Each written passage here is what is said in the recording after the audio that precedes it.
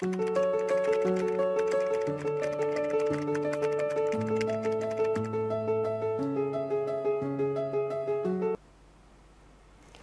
वालेकुम। आज के इस न्यू लेक्चर में आप सबको वेलकम करता हूँ। तो अभी तक हमने जो क्लियर किया था या जितना हमने पढ़ा हुआ है वो क्लास डायग्राम तक हमने देख लिया था कि जो क्लासेस बेसिकली क्या होते हैं, हम कैसे उसकी जो ग्राफिकल रिप्रेजेंटेशन थी क्लासेस की वो हमने देख ली थी। आज मैंने डिस्कस करना है आप लोगों के साथ वो है कि जो क्लासेस के बीच में हम, जब मैंने कहा था आपके बार बार मैं रिपीट करता हूँ ये बात कि आपके पास क्या है कि हम जब ऑब्जेक्ट ओरिएंटेड प्रोग्रामिंग करते हैं, ऑब्जेक्ट ओरिएंटेड प्रोग्रामिंग के अंदर हमारे पास आ जाती हैं कि हमने क्लासेस और ऑब्जेक्ट को आइडेंटिफाई करना है। उनको आइडेंटिफाई करने के बाद उनके बीच में कम्युनिकेशन को बिल्ड करना है कि how the different classes are communicating with each other. तो वो कम्युनिकेशन को बिल्ड करना है हमने बेसिकली। तो उसके बाद हम जब वो कम्युनिकेशन बिल्ड करते हैं तो वो बेसिकली क्या होता है, रिलेशनशिप होता है डिफरेंट क्लासेस के बीच में। तो वो रिलेशनशिप हमारे पास क्या है, 3 तरह का रिलेशनशिप आपके पास क्लास डायग्राम के अंदर हम बिल्ड कर सकते हैं और इसको हम कोड के अंदर भी हम कर सकते हैं। तो हम क्या करते हैं कि 3 तरह से हम फिर उसको जो 3 रिलेशनशिप्स आपको नज़र आ रहे हैं, हम ये रिलेशनशिप हम क्या करते हैं, कम्युनिकेशन, ये वाले कम्युनिकेशन हम बेसिकली वहाँ पे लेके आते हैं। ठीक हो गया। तो अब हमने क्या करना है कि जो फर्स्ट वन है वो है डिपेंडेंसी। तो डिपेंडेंसी को देखते हैं कि डिपेंडेंसी क्या है। डिपेंडेंसी बेसिकली क्या है कि एक कोर्स, या सॉरी यहाँ पे जो कोर्स की क्लास लिखी तो मैंने वो पढ़ के मेरे मुंह से कोर्स निकल गया। बेसिकली यह है कि एक क्लास है, वो क्लास अपने टास्क परफॉर्म करती है तो उसको किसी और क्लास की हेल्प चाहिए होती है। लाइक वो अपने काम तब तक नहीं परफॉर्म कर सकता कि जब तक वो दूसरा जो डाटा उसको चाहिए दूसरे क्लास से वो उसके पास ना हो। जैसे कि आपको यहाँ पे नज़र आ रहा है कि आपके पास कोर्स कैजुअल की क्लास है, लाइक एक टाइम टेबल की क्लास बन रही है। तो टाइम टेबल क्लास के अंदर हमारे पास मेथड्स हैं, ऐड कोर्स है, रिमूव कोर्स है। अब इस ऐड कोर्स के लिए जो मेथड है उसके जो आप देख सकते हो एट्रीब्यूट्स के अंदर कोर्स का ऑब्जेक्ट जा रहा है। तो जो कोर्स का ऑब्जेक्ट जा रहा है वो कहाँ से आएगा, ये कोर्स के क्लास से आएगा। तो इसका मतलब है कि जब तक आपके पास ये कोर्स का ऑब्जेक्ट नहीं होगा तब तक आपके पास ये आपके पास जो कोर्स कैजुअल है ये काम नहीं कर सकता, इसके आगे फंक्शनैलिटी कंप्लीट नहीं हो सकती। तो ये क्या है, डिपेंडेंसी है कि एक class is dependent upon another class. तो हमारे पास ये डिपेंडेंसी के रिलेशनशिप आ जाती है। और यहाँ पर आपको नज़र आ रहा है कि हमने इसके अंदर फंक्शंस के अंदर उसको एज आ एट्रीब्यूट वो डाटा चाहिए, लाइक वो क्लास क्या हो गया, उसके ऊपर डिपेंडेंट हो गया। तो ये हमारे पास क्या था, डिपेंडेंसी था। सेकंड वन हमारे पास आ जाता है, अच्छा एक और चीज़ भी बतानी थी कि डिपेंडेंसी के आपके पास क्या है कि जो आप क्लास डायग्राम के अंदर आप जब डिपेंडेंसी के रिलेशनशिप को शो करोगे तो आप ये एरो विद डॉटेड एरो के साथ शो करोगे। आपके पास ये डॉटेड एरो है। आप जब ये स्टार यूएमएल में जाओगे, मैंने आपको दिखाया था स्टार यूएमएल एक सॉफ्टवेयर जिसको आप यूज़ कर सकते हो अपने क्लास डायग्राम्स को बिल्ड करने के लिए। तो आप इसमें देखोगे कि आपके पास जो डिपेंडेंसी को शो करने के लिए ये वाला एक अलग सा यहाँ पे एक एरो है, डॉटेड एरो है, तो आप ये वाला यूज़ कर सकते हो। तो ये आपके पास डिपेंडेंसी का इस तरह आप इसके अंदर इंटीग्रेट कर सकते हो। नेक्स्ट हम जाते हैं जनरलाइजेशन के ऊपर। तो जनरलाइजेशन बेसिकली क्या है कि हम इसको कॉमन जो हमारे पास टर्म्स होती हैं हम उसको इनहेरिटेंस, बेसिकली इनहेरिटेंस कहते हैं। तो generalisation connects a subclass to its superclass, it denotes an inheritance of attributes and behaviour from the superclass to subclass and indicates a specialization in the subclass for the more general superclass. तो यहाँ पे जो theory लिखी हुई है थोड़ी सी difficult किस्म की लिखी हुई है, तो मैं आपको सिंपल में बताता हूँ कि इनहेरिटेंस जो कि आपके रियल लाइफ के अंदर इनहेरिटेंस होती है कि जैसे कि आपके पास आपके जो पेरेंट्स हैं उनसे जो आपको चीज़ें मिलती हैं वो आप इनहेरिट करते हो, तो वो भी आपके पास क्या हो जाती हैं कि वो आपकी जो पेरेंट्स होते हैं वो सारी चीज़ें आपके पास आ जाती हैं और आप अपनी भी चीज़ें बना सकते हो। तो इनहेरिटेंस के अंदर 2 काम हो रहे होते हैं। एक तो ये है कि ऑलरेडी जो एग्जिस्टिंग काम हुआ हुआ है, ऑलरेडी जो एग्जिस्टिंग चीज़ें हैं वो आप यूज़ करते हो और आप न्यू भी ऐड कर सकते हो, यानी आप एक्सटेंशन भी कर सकते हो और पुरानी भी यूज़ कर सकते हो। तो इनहेरिटेंस के अंदर बेसिकली हमारे पास क्या हो रहा होता है कि हमारे पास लेट्स सपोज एक ये क्लास है, एक क्लास ये है और दूसरी क्लास ये है। तो हमारे पास क्या है कि ये हम इसको पेरेंट क्लास पी कह देते हैं और ये मेरे पास चाइल्ड क्लास सी है। तो ये जो पेरेंट क्लास है, ये जो क्लास है ये इसको क्या करा होगा, इनहेरिट करा है। तो ये एरो किसकी तरफ होगा, पेरेंट क्लास की तरफ होगा। तो अब ये जो पेरेंट, इसके अंदर जो भी चीज़ें होंगी इस क्लास के अंदर, इसके जितने फंक्शंस होंगे, इसके जितने एट्रीब्यूट्स होंगे, वो सारे के सारे इसके पास क्या हो जाएंगे, ये भी यूज़ कर सकता है।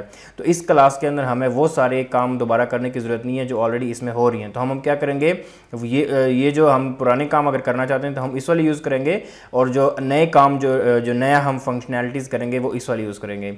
इसकी मैं आपको सिंपल सी एग्जाम्पल दे दूँ कि लेट्स सपोज आपके पास एक क्लास है, ये वाली, इसको मैं कैलकुलेटर कह देता हूँ कि मेरे पास एक कैलकुलेटर की क्लास है, सिंपल सी कैलकुलेटर की क्लास है, ठीक हो गया। और आपके पास एक न्यू क्लास मैं बना देता हूँ, इसको मैं साइंटिफिक कैलकुलेटर कह रहा हूँ, जिसको मैं साइंटिफिक कैलकुलेटर कह रहा हूँ।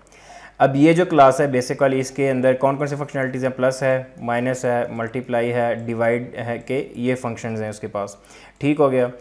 अब ये बेसिक सारे फंक्शनलिटीज़ के अंदर हैं, लेकिन मैं जब साइंटिफिक कैलकुलेटर बनाऊंगा तो साइंटिफिक कैलकुलेटर के अंदर भी प्लस माइनस होगा, मल्टीप्लाई भी होगा, डिवाइड भी होगा, ये सारे काम उसके अंदर भी होंगे।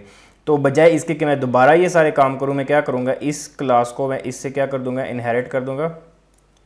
मैं इसको इससे इनहेरिट कर दूंगा। जब ये मैं इससे इसको इनहेरिट कर दूंगा तो मेरे पास ये सारे फंक्शंस इसके पास ऑटोमेटिकली आ जाएंगे। जब इसके पास आ जाएंगे तो मुझे ये वाले सारे फंक्शन दोबारा लिखने की ज़रूरत नहीं होंगे, क्योंकि ये ऑटोमेटिकली इसके अंदर आ रहे हैं मेरे पास। मुझे क्या करना होगा, सिर्फ इसके अंदर जो अपने नए वाले फंक्शन होंगे, लेट सपोज इसके अंदर मैं नया फंक्शन लिखूँगा, साइन का लिखूँगा, कॉज का लिखूँगा, ये स्क्वायर रूट वगैरह का लिखूँगा, पावर फाइंड आउट करने का लिखूँगा, तो ये सारे जो फंक्शंस होंगे वो नए फंक्शंस होंगे, वो बेसिकली क्या होगा, एक्सटेंशन हो रही होगी। तो इनहेरिटेंस बेसिकली क्या है कि आप पुराना कोड रीयूज़ करते हो, जैसे मैं कर रहा हूँ यहाँ पे क्या हो रहा है, पुराना कोड कि मैं इस कैलकुलेटर के प्लस माइनस वाले सारे जो फंक्शंस ऑलरेडी मैं लिख चुका हूँ वो दोबारा मैं ये रीयूज़ कर रहा हूँ साइंटिफिक कैलकुलेटर के अंदर, और मैं नया काम यानी एक्सटेंशन, इस तरह से आपकी एक्सटेंशन हो रही होती है कि आपने एक दफ़ा काम कर लिया है, वो आप यूज़ कर रहे हो, और आप क्या करते हो, नया काम क्या करते हो, अपने दूसरे क्लास के अंदर लिख लेते हो। तो ये तो आपको आइडिया हो गया है। अब आप जो क्लास डायग्राम बनाते हो, जो आप ग्राफिकल रिप्रेजेंटेशन करते हो, ये आपका साइन है, आप इस तरह का साइन यूज़ कर लेते हो कि arrow on its head, empty triangle on its head, कि एक एरो होगा जिसके हेड के ऊपर एम्प्टी ट्रायंगल होगा, and that triangle will be pointing towards the parent class. वो क्या कर रहा होगा, पेरेंट क्लास को पॉइंट कर रहा होगा। तो ये बेसिकली आपके पास क्या है कि आप इनहेरिटेंस के बारे में थोड़ा सा आइडिया आपको देना था, ठीक हो गया। तो अब ये देख सकते हो कि इसको मैं अभी आपको सामने कोड करके भी दिखाता हूँ कि how inheritance can be implemented in C++। तो आपके पास क्या है कि आप UML को यूज़ करते हैं, ये जो UML है, यूनिफाइड मॉडलिंग लैंग्वेज, इसके अंदर आप क्या कर सकते हो कि मल्टीपल यूज़र सुपर क्लासेस आपके हो सकते हैं। कि आपका एक, जैसे यहाँ पे टीचिंग असिस्टेंट है, तो इसके जो पेरेंट क्लासेस है ये दो पेरेंट्स से इनहेरिट हो सकता है, लाइक इसके दो पेरेंट हो सकते हैं। तो आपके पास क्या है, ये आप मल्टीपल इनहेरिटेंस कर सकते हो। लेकिन प्रोग्रामिंग C++ के अंदर आप मल्टीपल इनहेरिटेंस कर सकते हो, जावा के अंदर आप नहीं कर सकते। बट जावा के अंदर और भी तरीके हैं उसको आप हैंडल करने के लिए। अगर आपको मल्टीपल इनहेरिटेंस करना है, आप इसी और तरीके के साथ कर सकते हो। लेकिन जावा में आप सिर्फ एक क्लास इनहेरिट कर सकते हो, C++ के अंदर मल्टीपल से भी इनहेरिट कर सकते हो, ठीक हो गया। तो ये बेसिकली आप इस तरह इनहेरिटेंस जो आप क्लास डायग्राम में शो करते हो, इस तरह शो करते हो। इनहेरिटेंस का सिंबल मैं आपको यहाँ पे दिखा देता हूँ। यहाँ पे आप देख सकते हो कि जनरलाइजेशन लिखा हुआ है, और ये आपके पास सिंबल, ये जो आपके पास स्टार UML के अंदर नज़र आ रहा है, और आप इसको अपने क्लासेस के बीच में यूज़ कर सकते हो, ठीक हो गया। तो ये इनहेरिटेंस का इस तरह का कॉन्सेप्ट है। अभी आपको मैं इस विजुअल स्टूडियो ओपन करके दिखाता हूँ, वहाँ पे मैं इनहेरिटेंस को क्या करते हैं, इम्प्लीमेंट करके आपको दिखाता हूँ कि ये इनहेरिटेंस बेसिकली आप इम्प्लीमेंट कैसे करोगे अपने प्रोग्राम के अंदर, ठीक हो गया। यहाँ पे मैं जाके एक नया प्रोजेक्ट बनाता हूँ, और इसको मैं नाम दे देता हूँ इनहेरिटेंस डेमो का, ठीक हो गया।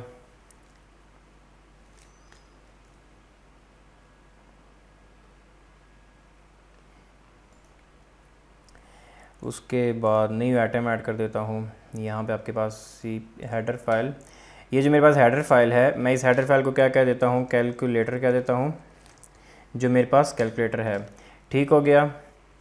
अब इसके अंदर मैं क्लास कैलकुलेटर बना दिया मैंने, ठीक हो गया। और इसके अंदर मैं एक ही कोई मेथड बना देता हूँ कि इंट ID बना दिया, ठीक हो गया। और उसके बाद मैं पब्लिक मेथड्स लिखता हूँ, पब्लिक लिखने के बाद आपके पास आ जाएगा कोई भी मेथड है कि void हो गया, ऐड का एक मेथड बना दिया, उसके बाद void सब्ट्रैक्ट का मेथड बना दिया। दो मैंने मेथड इसके अंदर बना दिए, ठीक हो गया। ये मेरे पास क्या है, कैलकुलेटर हो गया। अब इसकी मुझे .cpp बनानी है, तो न्यू आइटम में जाकर न्यू आइटम, और यहाँ पे cpp फाइल में मैं इसको कैलकुलेटर कह देता हूँ, कैलकुलेटर हो गया। और इसको हैश इंक्लूड iostream, यहाँ पे आ जाएगा यूजिंग नेम स्पेस std, और उसके बाद int using name space std हो जाएगा। उसके बाद आ जाएगा हैश इंक्लूड, और इसको मैं जब डबल कोट्स डालूंगा तो मेरे पास कैलकुलेटर आ जाएगा। इसमें void कैलकुलेटर एंड ऐड का फंक्शन आ गया। यहाँ पे मैं जस्ट इम्प्लीमेंटेशन नहीं कर रहा, जस्ट उसकी डमी से फंक्शंस बना रहा हूँ ताकि आपको आइडिया हो जाए कैसे इनहेरिटेंस काम कर रहा है। उसके बाद यहाँ पे सबट्रैक्ट का फंक्शन आ जाएगा। ठीक हो गया, ठीक हो गया। ये मेरे पास सबट्रैक्ट का फंक्शन भी बन गया। अभी मैं जाकर एक मुझे और क्लास बनानी है जिसको मैं साइंटिफिक कैलकुलेटर कहूँगा। तो मैं जाकर एक न्यू आइटम को ऐड कर दूँ। यहाँ पे मैं इसको नाम दे रहा हूँ s_कैलकुलेटर। मैं साइंटिफिक कैलकुलेटर कह रहा हूँ और ये .h फाइल होगा। यहाँ पे क्या हो जाएगा, क्लास s_कैलकुलेटर आ जाएगा। ठीक हो गया। अब इसके अंदर मैं क्या करूँगा कि पब्लिक का एक फ़ंक्शन बना देता हूँ और उसको मैं कह देता हूँ void cos का फंक्शन हो जाएगा, फिर void साइन का फंक्शन हो जाएगा। अब मैं यहाँ पे साइंटिफिक कैलकुलेटर के अंदर प्लस माइनस डिवाइड वाले फंक्शंस नहीं बना रहा। मैं भी आपको दिखाता हूँ कि मैं इसके अंदर वो वाले फंक्शन कैसे यूज़ करूँगा। तो ये करने के बाद मैं न्यू आइटम ऐड करके इसके CPP फाइल की इम्प्लीमेंटेशन करूँगा जिसको मैं s_कैलकुलेटर कह देता हूँ। और यहाँ पे आ जाएगा #include iostream and using namespace std and यहाँ पे #include और यहाँ पे आ जाएगा ये वाला। ठीक हो गया।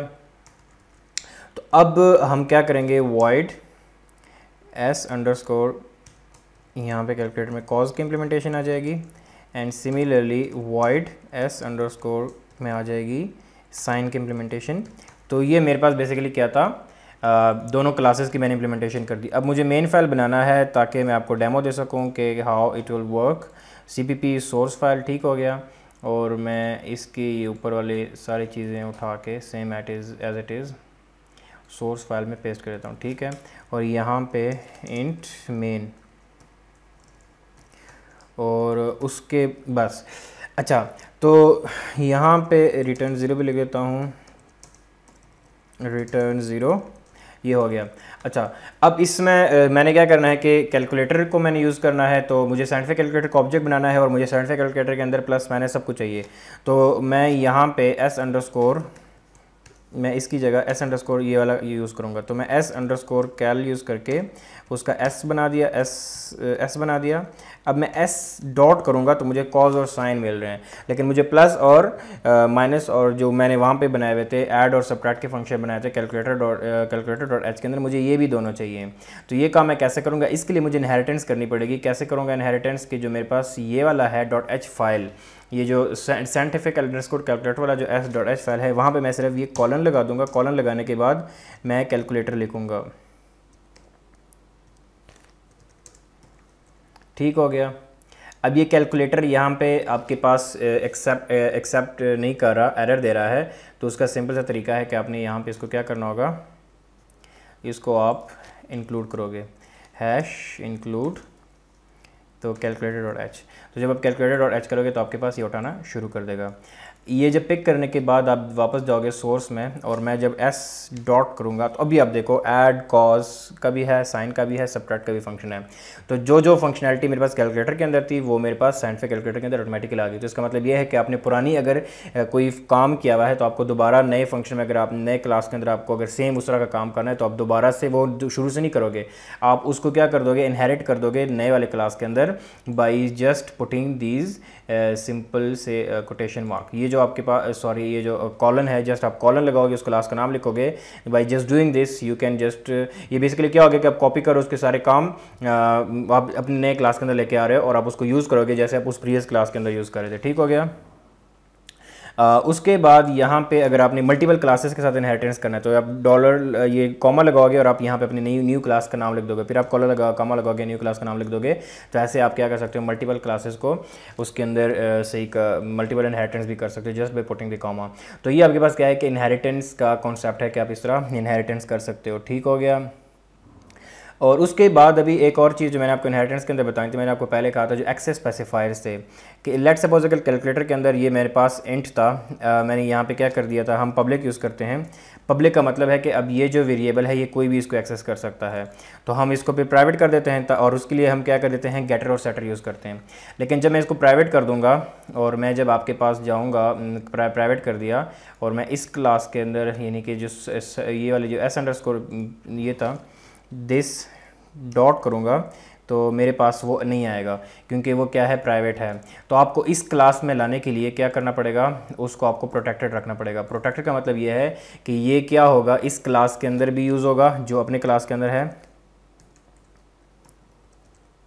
प्रोटेक्टेड यूज़ किया, यानी इस कैलकुलेटर की क्लास के अंदर भी यूज़ होगा, और ये क्या होगा, एज अ प्राइवेट मेंबर बन जाएगा। किसका, इस वाले का भी बन जाएगा, जो उसका चाइल्ड क्लास है उसका भी ये प्राइवेट मेंबर बन जाएगा। अब आप देखोगे उसके अंदर भी यूज़ होगा, लेकिन ये पब्लिक नहीं है, इसको आप पब्लिकली मेन में आप इसको एक्सेस नहीं कर सकते, ये पब्लिक नहीं है। अभी मैं आपको दिखा देता हूँ कि अगर मैं मेन में इसको करूँगा एस डॉट करूँगा तो ये मुझे मेन में नहीं मिलेगा, लेकिन अगर मैं इसको अभी पब्लिक बना दूँ, यहाँ पे कैलकुलेटर डॉट एच में जाके मैं इसको पब्लिक बना दूँगा, तो पब्लिक में क्या होता है कि आपके पास वो मेन में भी अवेलेबल होगा। तो देखो वो मेन में भी मेरे पास आ रहा है। पब्लिक का ये होता है कि आप इसको जब पब्लिक बनाओगे वो ऑटोमेटिक वो आपके पास मेन में भी आएगा, लेकिन जब आप प्राइवेट बनाओगे, जब आप इसको प्राइवेट बनाओगे तो आपके पास ये सिर्फ इसी क्लास के अंदर एक्सेसिबल होगा, कैलकुलेटर की क्लास के अंदर, वो अपने चाइल्ड क्लास में भी एक्सेसिबल नहीं होगा। ठीक है, तो ये अगर मैं चाइल्ड वाले में जाऊंगा, यहाँ पे दिस डॉट करके मैं करूँगा तो मुझे चाइल्ड में भी एक्सेसिबल नहीं है। तो चाइल्ड में एक्सेसिबल करने के लिए हम क्या करते हैं, इसको प्रोटेक्टेड कर देते हैं, तो वो क्या बन जाता है, चाइल्ड के अंदर प्राइवेट मेंबर बन जाता है। ये इस क्लास के अंदर प्रोटेक्टेड है, लेकिन चाइल्ड के अंदर क्या हो जाएगा, प्राइवेट हो जाएगा। ये चाइल्ड के अंदर ही सिर्फ एक्सेसिबल होगा, और आप उसके अंदर वैल्यू सेट और गेट कर सकते हो, जिस तरह भी आप उसको यूज़ करना चाहते हो कर सकते हो, लेकिन ये पब्लिक नहीं है। आप इसको मेन के अंदर या किसी और क्लास के अंदर आप इसको एक्सेस नहीं कर सकते। तो बेसिकली प्रोटेक्टेड जो एक्सेस स्पेसिफायर है उसका मकसद ये था आपको समझाने का। तो ये सारा जो मैंने आपको थ्योरी और प्रैक्टिकल करा के दिखाया है, ये क्या था, बेसिकली इनहेरिटेंस से रिलेटेड है कि आप कैसे इनहेरिटेंस को परफॉर्म करते हो अपने उसके अंदर, कोड के अंदर और उसके अपने प्रोग्राम के अंदर। ठीक हो गया, थैंक यू सो मच।